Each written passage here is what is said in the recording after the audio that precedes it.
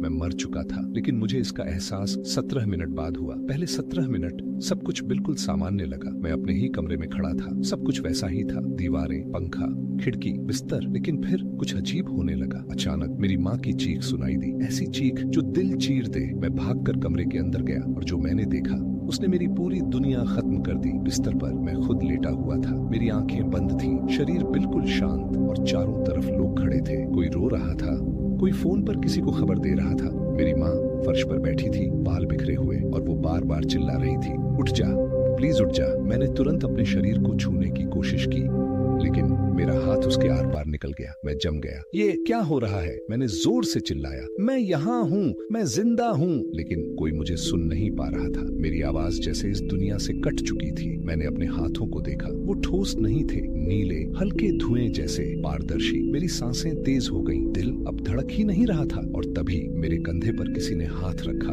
वो स्पर्श इतना ठंडा था जैसे किसी ने बर्फ नहीं, मौत खुद छू ली हो। मैंने धीरे धीरे पीछे मुड़कर देखा, और जो मैंने देखा उसने मेरी आत्मा तक हिला दी। दो परछाइयां खड़ी थीं, लंबी, काली, चेहरे अंधेरे में छुपे हुए, लेकिन उनकी आंखें जलते हुए अंगारों जैसी लाल। एक ने भारी आवाज में कहा, अब समझ आया, तुम जिंदा नहीं हो। मेरी सांस अटक गई। तब तुम कौन हो? मैंने कांपते हुए पूछा। दूसरा धीरे धीरे आगे बढ़ा और बोला, हम यमदूत हैं। मेरे पैरों से जमीन खिसक गई। लेकिन मेरी मौत कैसे हुई? कुछ सेकंड तक सन्नाटा रहा। फिर एक यमदूत ने कहा, तुम्हारी मौत तुम्हारी गलती से नहीं हुई, किसी और की वजह से हुई है। मैं चिल्लाया, कौन? उसने मेरी आंखों में देखते हुए कहा, वो जिसे तुमने मरने दिया। अचानक मेरे दिमाग में वो रात जिंदा हो उठी। बारिश हो रही थी, सड़क सुनसान थी। मैं बाइक से घर लौट रहा था, तभी मैंने देखा एक आदमी सड़क के किनारे पड़ा था, खून बह रहा था। वो मुश्किल से सांस ले रहा था। उसने हाथ उठाकर मुझे रोका, भाई प्लीज अस्पताल। मैं रुक गया, दिल तेज धड़क रहा था। एक पल के लिए लगा मदद करनी चाहिए, लेकिन तभी मेरे दिमाग में आवाज आई, पुलिस केस हो जाएगा, झंझट में मत पड़, कोई और देख लेगा।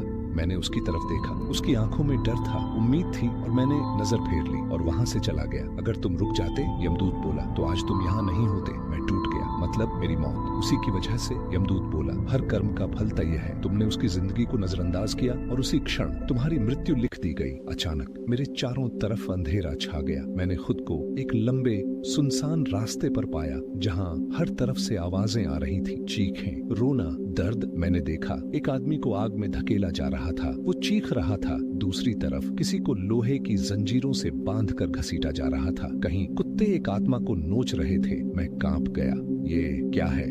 यमदूत बोला, ये नरक नहीं, ये कर्मों का परिणाम है। आखिरकार हम एक विशाल दरबार में पहुंचे, जहां सन्नाटा इतना गहरा था कि डर खुद आवाज बन गया था। सामने सिंहासन पर यमराज, उनके सामने एक ग्रंथ खुला जिसमें मेरी पूरी जिंदगी लिखी थी। हर झूठ, हर स्वार्थ, हर वो पल जब मैंने किसी की मदद नहीं की। मैं रो पड़ा, मुझे एक मौका दे दो। यमराज बोले, तुम्हें मौका दिया गया था। और उसी पल मेरे सामने वो आदमी दिखा जिसे मैंने छोड़ा था। डॉक्टर कह रहा था अगर 10 मिनट पहले आ जाता तो बच जाता। मैं टूट गया और उसी पल समझ आया, मौत अचानक नहीं आती, हमारे फैसले उसे बुलाते हैं।